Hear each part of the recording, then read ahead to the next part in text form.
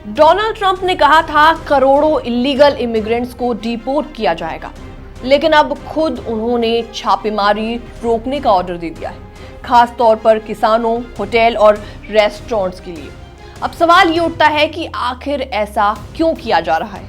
दरअसल अमेरिका में बड़े पैमाने पर चल रहे डिपोर्टेशन अभियान में अब एक बड़ा यू टर्न देखने को मिल रहा है। हेलो एंड वेलकम, मैं हूं आपके साथ प्रेरणा कौशिक और आप देख रहे हैं NBT international. Donald Trump administration ने अब आईस अधिकारियों को साफ साफ कहा है कि वो किसानों के खेतों, meat factories, hotels and restaurants में छापेमारी तुरंत रोक दे।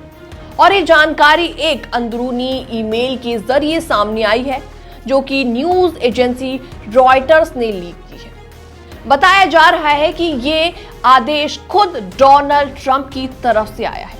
अब बड़ा सवाल ये उठता है कि डोनाल्ड ट्रंप जो कल तक सख्ती की बात कर रहे थे, अब अचानक नरमी क्यों दिखा रहे हैं। असल में जब से डोनाल्ड ट्रंप ने सत्ता संभाली है, वो लगातार कहते नजर आते हैं कि हम अवैध प्रवासियों को बाहर निकाल देंगे, खासकर जो अपराधी हैं, जो कि क्रिमिनल एक्टिविटीज में इन्वॉल्व है। लेकिन रियलिटी ये है कि हाल ही के महीनों में हजारों लोगों को डिपोर्ट किया गया है, जिनका कोई क्रिमिनल रिकॉर्ड भी नहीं था। व्हाइट हाउस के टॉप एडवाइजर स्टीफन मिलर भी ये बोल चुके हैं कि रोज कम से कम 3000 गिरफ्तारियां होनी चाहिए। अब सरकार ने अपना रुख बदल लिया है, क्योंकि ये सख्ती उन इंडस्ट्रीज को नुकसान पहुंचा रही थी जो कि डोनाल्ड ट्रंप के लिए पॉलिटिकली जरूरी मानी जाती है, जैसे कि खेती और हॉस्पिटैलिटी। जी हाँ, कैलिफोर्निया के लॉस एंजलिस में अब बड़े पैमाने पर विरोध प्रदर्शन किए जा रहे हैं।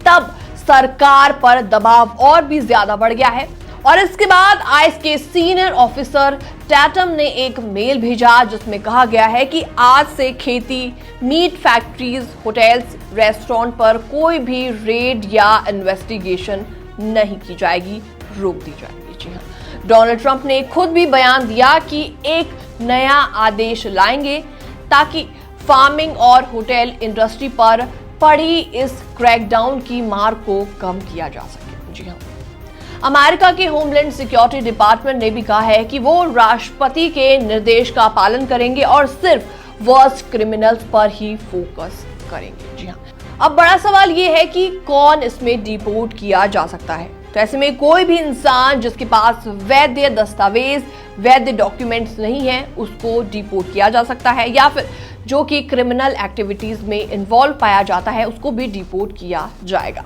ऐसे में सवाल ये उठता है कि डिपोर्ट होने से कैसे बचा जा सकता है।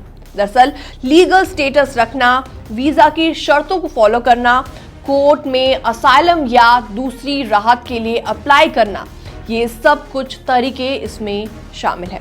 तो इसमें ये बात साफ है कि डिपोर्टेशन सिर्फ कानून का मामला नहीं है, वो राजनीति, बिजनेस और लोगों की जिंदगी से जुड़ा हुआ एक बड़ा मुद्दा है। अब सरकार को नुकसान दिख रहा है तो वो खुद रेड रुकवा रही है।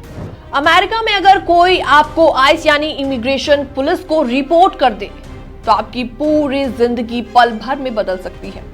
कुछ ऐसा ही हुआ है एक इंडियन ओरिजिन सिंगर लारा के साथ। जी हाँ, जिन्हें आईस को रिपोर्ट कर दिया गया, वो भी बिना किसी सबूत के साथ। तो क्या ये नस्लभेदी नफरत है या फिर सिर्फ एक वायरल फैन वॉर का हिस्सा है? इस वीडियो में आपको सब कुछ डिटेल में बताते हैं। हेलो एंड वेलकम, मैं हूं आपके साथ प्रेरणा कौशिक और आप देख रहे हैं एनबीटी इंटरनेशनल। तो अब सवाल ये उठता है कि आखिर कौन है ये लारा राजागोपालन। लारा एक भारतीय मूल की अमेरिकन म्यूजिशियन है, जो कि ग्लोबल गर्ल ग्रुप कैटसे की मेंबर है। कैटसे ने हाल ही में इंटरनेशनल लेवल पर पहचान हासिल की है और लारा का टैलेंट लोगों को काफी ज्यादा पसंद आ रहा है। लेकिन अब लारा काफी ज्यादा कंट्रोवर्सीज में घिर गई हैं और वजह है एक एनोनिमसली किया गया आईस रिपोर्ट। जी हाँ, एक आईस टिप फॉर्म पर स्क्रीनशॉट इसमें वायरल हो रहा है, जिसमें किसी अनजान व्यक्ति ने दावा किया है कि there is an illegal alien in LA known by the name of Lara Rajagopalan. She appears to be working and residing in the US without legal authorization. मतलब लारा को अवैध प्रवासी बताकर डिपोर्ट करने की कोशिश की गई है। और सिर्फ इतना ही नहीं, कुछ लोगों ने सोशल मीडिया पर उनके बारे में घटिया और भद्दे कमेंट्स भी पास किए हैं। जैसे कि आपको एक कमेंट बताते हैं, उसमें लिखा गया है कि see you in the city jail Lara. ये सब आखिर क्यों हो रहा है? दरअसल फैंस का कहना है कि ये सब कुछ रेसिज्म एंड जेलसी का हिस्सा है। लारा के कुछ सपोर्टर्स ने इसमें लिखा, reporting Lara to ICE as a joke, that's not funny, that's evil, you all do anything for attention, even it is means ruining someone's life. यानी ये सिर्फ एक फैन वॉर नहीं, बल्कि आइडेंटिटी और बैकग्राउंड को निशाना बनाने की हरकत नजर आ रही है। तो ऐसे में क्या लारा वाकई इलीगल इमिग्रेंट है? सवाल ये उठ रहा है।